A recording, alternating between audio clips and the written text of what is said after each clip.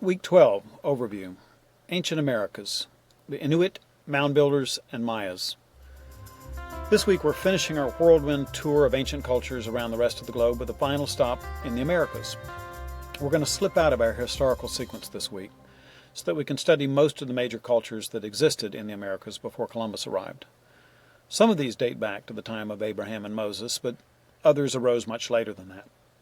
As a result, your children will be reading about the mound builders and cliff dwellers this week, and our main focus will be on the most advanced ancient American culture, the Maya civilization of Central America.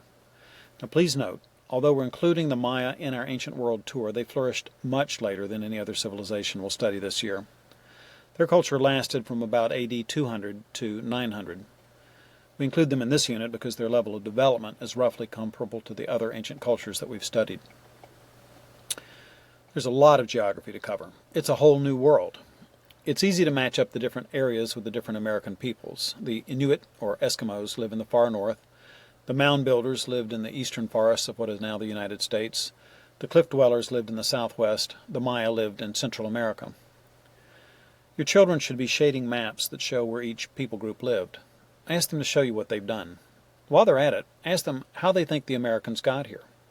Did they walk across the ice from Russia to Alaska? Did they sail from Africa to South America? We know they got here somehow, but how? Plenty of people have come up with plenty of theories about this. Why not let your kids come up with their own? One question worth asking is, why don't the scientists know for sure where these people came from? Now the answer is, artifacts are rare and records are non-existent. North and South America are huge continents, and the people who lived here were few and far between. The early American people left very few traces, and the ones they did leave don't tell us where they came from. There are several American people groups, though, and that left us plenty to study. The Maya are the most obvious, but there are also the mound builders to the east and the cliff dwellers in what are now the states of New Mexico, Arizona, Utah, and Colorado. The mound builders left thousands of earthen mounds around the Ohio and Mississippi River valleys. Many of these mounds are huge, made up of hundreds of tons of dirt and stone. The mound builders had neither wheels nor beast of burden. No ancient American people did. The mound builders weren't all the same tribe. Many different groups of Indians built mounds, especially those who lived in the river valleys. Some of the mounds date back almost 3,000 years, others are more recent. The Grave Creek Mound in Moundsville, West Virginia is 70 feet high. The Newark Earthworks in Newark, Ohio includes a total of 50 acres of land. We can tell from the items that were buried in the mounds that these people must have had some beliefs about a life after death. We can also tell they had quite a trade network. There are shark teeth from Florida and volcanic glass from Minnesota in these Midwestern mounds. The cliff dwellers arose much later than the mound builders. These southwestern peoples built their homes in the walls of canyons or under overhanging rocks from about AD 1000 to 1300. The most famous tribes were the Anasazi. The cliff dwellers farmed the flat land below their homes or the mesas above them. They grew beans, corn, cotton, squash, tobacco, and they raised turkeys. They hunted deer and mountain sheep with stone-tipped arrows. They made red and black designs in their pottery and wore clothing made of cotton, milkweed, and yucca fibers. In the winter, they wore furs. The Anasazi left their homes in the cliffs somewhere around AD 1300. As far as we know, their descendants started building homes out of dried mud, called adobe, on level ground. These people are now known as the Pueblo Indians. The mound builders and cliff dwellers left artifacts behind, but they left no records. They never invented writing. There's only so much we can know about a culture just by looking at their leftovers. The Maya, by contrast, left a rich written record. The Maya lived in the tropical rainforest south of Mexico, in what is now Guatemala. They thrived there from about AD 250 to 900. For some reason, around 900, they abandoned their homes and moved to higher ground in the north and south. They were still there when the Spanish arrived and conquered Central America. We noted in previous weeks 3 factors that lead to a civilization. These are a steady food supply, security from outside enemies, and a strong central government. The Maya had all 3. They had a regular, abundant food supply because they grew maize, which they developed as a hybrid between grass and corn. The Maya are the first ancient civilization we've encountered that didn't start out on a major river, but they had plenty of water nonetheless. The Central American climate provided lots of rain for their crops. They had few, if any, enemies. The tribes to the north were too weak or wise to attempt to declare war on the Maya. Though not strictly a central government, their city-to-city, chieftain-dominated dynastic governments were autonomous, but also strongly connected by religious beliefs and culture. One form of governmental glue was the fact that the chiefs were most often priests, and these individuals were the educated, powerful rulers of all the Maya peoples. Thus, they had remarkably little strife or change for centuries. The Maya were sophisticated scientists in their way. They developed advanced mathematics and astronomy that helped them create an accurate yearly calendar. Their art included remarkable architecture, painting, pottery, and sculpture. They were the first American people to perfect writing. Maya writing is fun to look at. It's also remarkably complex. There are hundreds of unique signs that express ideas in some cases and sounds in others. It's a cross between Chinese picture writing on the one hand and our alphabet of letter sounds on the other. Each Mayan inscription is laid out as a grid, with blocks of signs in neat rows and columns, but each block can have anywhere from 1 to 5 signs in it. The grid is deceptive, too. You would expect to read the signs from side to side or top to bottom, but that would be too easy.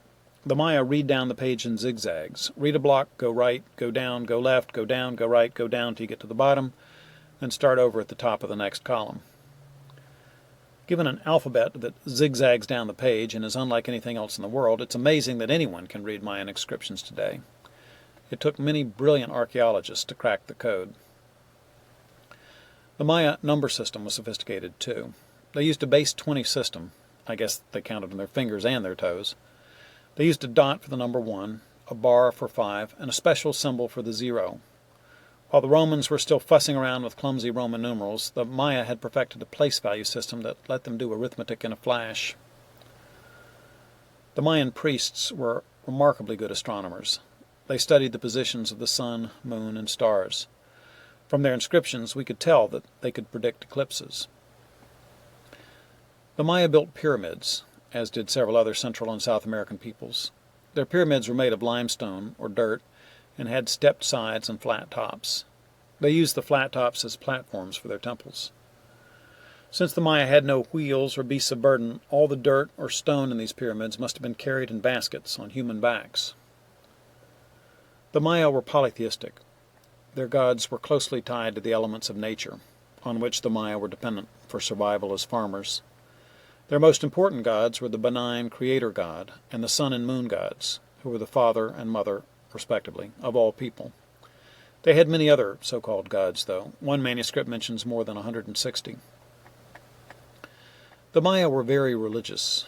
Every day had its own religious significance, and there were festivals in honor of different gods all through the year. These gods could be helpful to people, but they could also be a threat. That's why the Maya fasted, prayed, offered sacrifices, and held so many religious ceremonies. They sacrificed deer, dogs, and turkeys to feed the gods, and frequently poured out their own blood onto pieces of bark paper as offerings. They practiced human sacrifice on occasion. The Maya observed special ceremonies when burying their dead. Corpses were painted red and then were wrapped in straw mats with a few of their personal belongings. They were buried under the floor of the houses where they had lived. Maya rulers and other important persons were buried in their finest garments within the pyramids, under the temples. Servants were killed and buried with them, along with jewelry and utensil, presumably for use in the next world. Maya families lived together in extended families, including grandparents. The men and boys farmed, hunted, and fished. The womenfolk tended babies, prepared meals, made clothes, and carried wood and water. Men wore a simple loincloth. Women wore cotton dresses down to their ankles. There were no schools. Children learned by doing, along with their parents. Their food consisted mostly of beans, corns, and squash, but they also raised avocados, chili peppers, and yams. They used the available land well. They dug canals to drain swampy land and built terraces on the slopes. This made it possible for a lot of people to live in one place. Maya cities were big, with as many as 60,000 people in the largest city and another 30,000 in the area around it. With so many people living in the cities, the Maya developed an extensive trade network. They carried goods from one town to another on their backs or in dugout canoes. Trade items included luxury things like jade, chocolate, jaguar pelts, quetzal feathers. The Maya formed a loose federation of autocratic cities that were ruled by their priests. As the culture grew, these cities began to fight each other. They celebrated victories over their enemies by sacrificing the conquered rulers and other important prisoners of war. They erected monuments proclaiming their triumphs. Each Maya city governed its surrounding area, and some large cities each controlled one or more smaller cities. A city ruler would usually be succeeded by his younger brother or by a son. In some cases, generations of a single family ruled for hundreds of years. For example, a series of at least 29 kings from one family ruled Tikal from before AD 300 until sometime after 869. The Maya never united to form a central governmental unit, but in late Maya times, the governments of such cities as Chichen Itza and Mayapan controlled large parts of the Maya population. It isn't clear whether this had anything to do with the decline and fall of the Maya civilization. By about AD 700, however, the growth of the population slowed. In the 800s, they stopped erecting victory monuments. A century later, for some reason, the Maya abandoned their cities in the Guatemalan lowlands and moved away.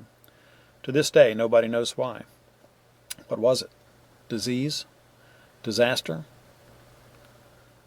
We've already seen other cultures vanish in our study of history, and more will come. The Indus Valley civilization rose and fell, and we can't even read their writing. The Roman Empire ruled the Mediterranean world for an age, but it collapsed and plunged Europe into barbarism for centuries. We study these vanished civilizations to be able to serve the purposes of God in our own generation. We want our children to be wise, understanding the times, and knowing what the people of God should do.